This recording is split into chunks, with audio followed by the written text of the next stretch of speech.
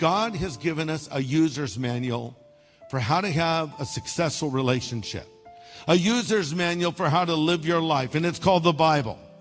And so we need to go back to what God says in His Word, because He tells us how to have a marriage that will last a lifetime. To have a successful marriage, two things must happen. There must be a leaving and a cleaving.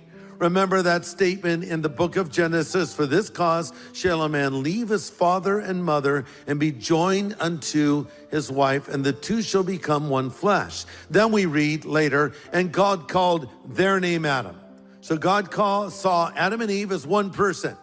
And when a man and a woman come together in marriage, and they become one flesh in the sight of God. So now what you want to do is leave and cleave, and that's something you do for the rest of your life. First you leave. Leave what? You leave all other relationships. And by that I mean, I'm not saying you're no longer a son or a daughter to your parents or a sibling, but I'm saying now there's a number one relationship in your life, and that number one relationship is that with your spouse, who's bone of your bones and flesh of your flesh. So I leave all other relationships, and I make this my number one priority, second only to my relationship with God. Does that make sense? Number two, there's a cleaving. Now, the word cleave means to be permanently glued together.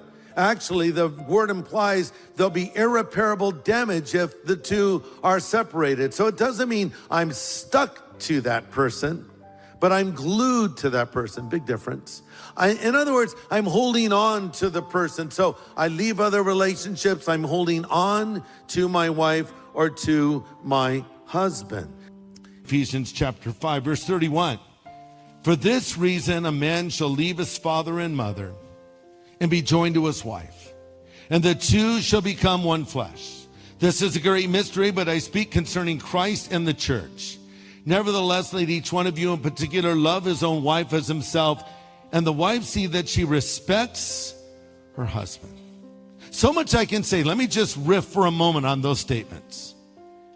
If you would just do that, it would transform your marriage. Do what? Love your wife as Christ loves the church. If you would just do that, and by the way, that's a tall order. Men are the initiators. Men need to take point. Men need to lead spiritually. And men need to love their wife as Jesus loves his church, putting her needs above his own. You girls are saying, you preach it to my husband, Greg. Yeah, but girls, what does it say to you? Wives, respect your husband. Respect him. Isn't it interesting? It says respect him. Should you not love him? Yes, you're told to do that elsewhere. But in particular, it says respect. Women need love. Men need respect. That's not to say women don't need respect and men don't need love. But it is to say this passage says, husbands, love your wives. And it says, wives, respect your husband. Are you respecting your husband, girls? Don't ever tear your husband down in front of other people. Denigrate him. Make him the brunt of a joke. When's the last time you thanked him for what he does for you, the sacrifices he makes for you? And how are we to love our wives? Men, we're to love her as Christ loves the church. And how did Christ show his love for the church? He died on the cross for the church. He died on the cross for the world. He died on the cross for all of humanity. No greater love do we have than this, and a man laid down his life for his friends, and Jesus laid his life down for us, and he sacrificed his life for us so we could come into a relationship with him, and we could be forgiven of all of our sin.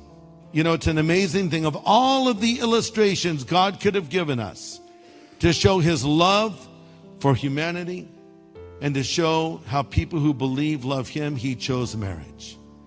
Love your wife as Christ loved the church. So Jesus is effectively saying, hey, world that doesn't believe, check this out. You see the way that Christian husband loves his wife? That's how much I love my church. Look at that example.